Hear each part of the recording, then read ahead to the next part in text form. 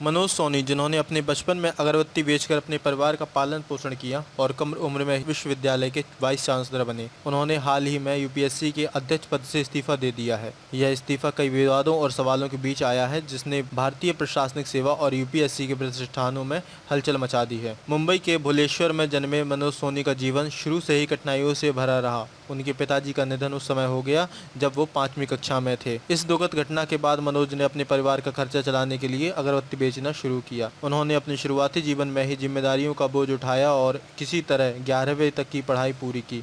हालांकि वे 12वीं कक्षा में असफल रहे। इसके बाद उन्होंने आर्ट्स में अपने आगे की पढ़ाई का निर्णय लिया। मनोज के पिता अनुपम मिशन संगठन के सदस्य थे, जिसने मनोज की पढ़ाई में महत्वपूर्ण योगदान दिया।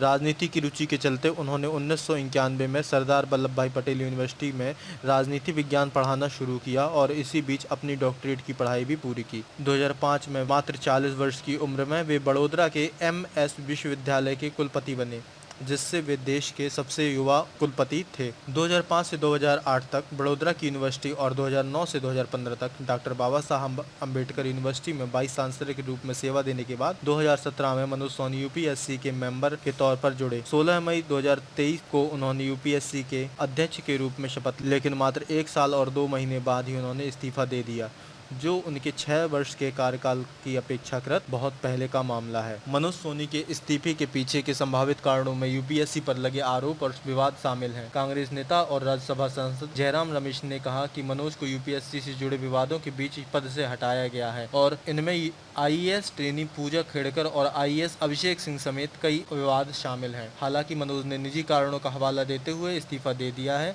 और कहा है कि वे सामाजिक और धार्मिक कार्यों में ध्यान देंगे। मनोज का स्वामी नारायण संप्रदाय नामक एक संगठन से गहरा जुड़ाव है, जिसके प्रमुख स्वामी महाराज से नरेंद्र मोदी जी का खास जुड़ाव था। यह जुड़ाव भी मनोज सोनी और पीएम मोदी की करीबी का एक कारण माना जाता है। मनोज सोनी के इस्तीफे के बाद अब यह देखना बाकी है कि उनका इस्तीफा स्वीकार किया जाता है या नहीं। उनके इस इस्तीफे के पीछे की असली वजह क्या है? मनोज सोनी की ये जीवन यात्रा एक प्रेरणा और संघर्ष और कठिनाइयों से भरी हुई है, लेकिन उनकी कड़ी मेहनत और संकल्प ने उन्हें एक उच्च स्थान तक पहुंचाया।